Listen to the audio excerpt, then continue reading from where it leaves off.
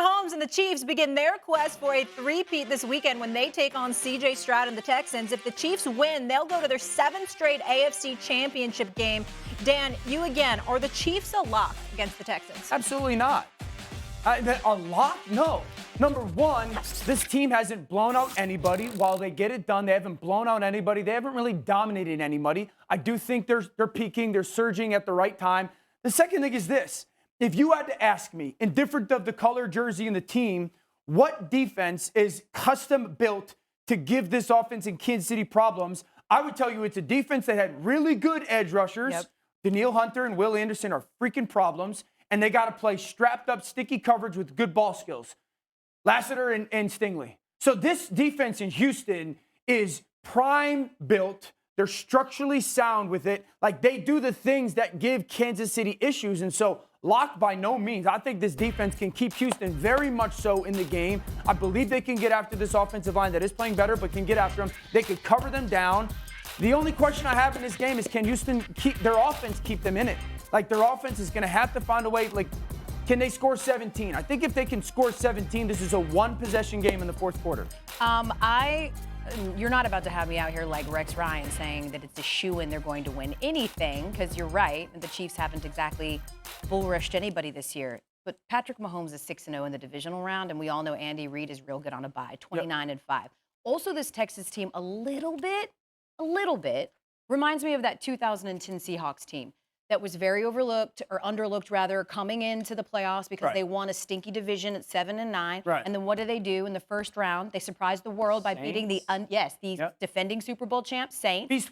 Beastquake game, which was amazing. And then what do? They follow that up with the next week by playing a Chicago team that was a little bit more poised, had more experience, and they ended up getting boat race. They remind me of that a bit. But I'm with you in that I think the key for the Texans here is they've got to be able to score, which is why I think one of the most important players on that field is going to be Trent McDuffie and knocking down or locking up Nico Collins. He is clearly the only. Does your homework. He is clearly the only person that C.J. Stroud wants to and can go to. We certainly saw that in their first game. He's going to be integral to making sure that they remove the one threat that C.J. has. Steven? About 2.5 hours ago, in our morning meeting, I made sure everybody understood that I said, I give the Texans 0 chance. They ain't winning this damn game. I'll modify that. Why? I'll increase their chances in this regard. If Jawan Taylor stinks up the joint, he's the third most penalized lineman in the National Football League. Got about 17 different damn penalties this year, okay? If that brother shows up and looks like hot garbage, you got yourself a problem, okay? Outside of that, I don't see it. I don't see it at all. Now, I understand that Patrick Mahomes has been sacked 36 times this year. I understand that it's compromised their offense to some degree because their pass protection hasn't been elite. You got to get rid of the ball quickly, and obviously that's compromised your ability to throw the long ball. I get all of that. I understand it, but it's Patrick Mahomes that we're talking about here. It's Travis Kelce that we're talking about here. It's Andy Reid. You brought up Andy Reid and that 29-5 record. Once we got some rest. Do you know that this man, in his coaching career, 42% of the times he's coached in a conference championship game? The man doesn't lose divisional playoff games. He doesn't lose them. I mean, he just shows up. He just shows up. And so when I look at that, and then I think about Houston, and I'm saying, I love me some C.J. Stroud. He don't have Stephon Diggs. He don't have Tank Dell. I'm like, I know Nico's that dude. I get it. But is that going to be enough? And, oh, by the way, then I get to look at Chris Jones, who, by the way, they talk about they engaged in full practices this week and all this stuff. Brothers had about 3 weeks rest. Everybody healthy. Everybody spry. Our legs are fresh. And this dude has recorded 62 pass rush wins this season, more than any other defensive tackle in the National Football League by a mile. So he's going to get to C.J. Stroud. And I'm just saying, how you going to handle this at Arrowhead Stadium? It ain't like they playing in Houston.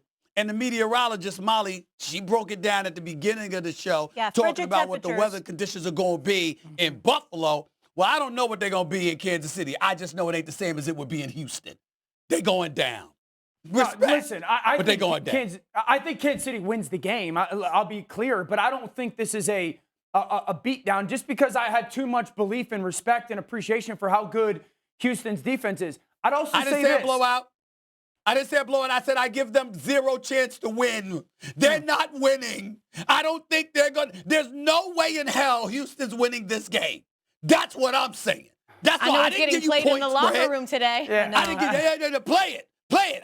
Listen, I love I'm me a man. some CJ Stroud. I'll tell you that much. Hey, y'all. Hey, I'll come on. Listen, I've been wrong before. It ain't much, but it is a rare occurrence. And when I'm wrong, I man up and I admit it. I admit it. It will not happen Who told this you it ain't weekend. much, right? Was The this Houston who told you stayed Texans up in are your own going mind down. that you're not wrong much? Who told you that? Who fed you that narrative? I have statistical information to back it up.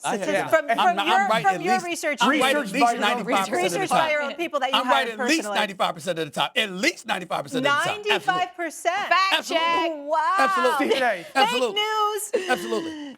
Fact check. Oh, it's not You about my haven't news been right that's today fake. yet. That's why. Hold on, Molly. It's not Why? only not fake news.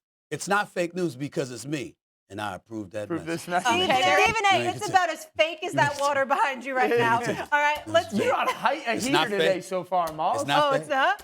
Oh, it's not? Okay. That's real? Okay, cool story, bro. The Chiefs are favored by 8. So yesterday, Stephen A. had a big-time guest on the Stephen A. Smith Show. Elle, you're going to have to go on there soon. Stephen A. Elle just wrote another book that's going to be coming out, so you'll be having to bring her on the Stephen A. Smith Show. You And got to obviously come on, we'll too. discuss Don't it. just put it on her. Stephen A., I am never coming on your show because I already know the stuff you want to talk about, and it ain't happening big time, all right? Now, let's get to Either I'll talk to you or I'll talk about you. It's your call. Go ahead. I am your TV partner of nearly 10 years, and I don't say boo, and I always have your back. You will not And talk I always about have me. yours. And I will have yours. not talk That don't mean I about ain't going me. to talk about you. I'll just have your back while I'm talking about you. Is this you trying to Yeah, threaten I feel me like to I get wanna on the slide out of the shot. Are you trying to threaten me to get on the Stephen A. Smith Show pretty much? He's trying to Not at bully all. me. I get what's happening. Not at No, all. but in all Not at all. seriousness, I've Stephen been A. on talked to Travis Kelce, which is a very big deal, and about his future if he's considering retiring. Take a listen. It changes every single day, man. I love everything that I'm doing in this building, but at the end of the day, I'm not having that extreme success on the field as I have individually, man. But I'm excited. I'm excited for these next couple games to play up at Arrowhead to finish this season off. And I'll reevaluate it like I always do, and I'll probably tell myself how much I love this thing, and I'll come back next year. Well, we know he doesn't have to worry about money. Dan, tell me this. What is Kelce? Jeez, dude. Seriously. He's done very well in his career, and some of his friends have as well. What is Kelce still capable of on the field? Oh, Kelce's more than capable of being the difference maker. I think he's got one great run left. I think if he goes and has that vintage Kelce performance, which I fully, 1, think he's capable of, and 2, will do, and they go on and three-peat, I think retirement becomes a very real thing for Travis Kelce. There'd be nothing else to accomplish. He'd be arguably the greatest tight end of all time.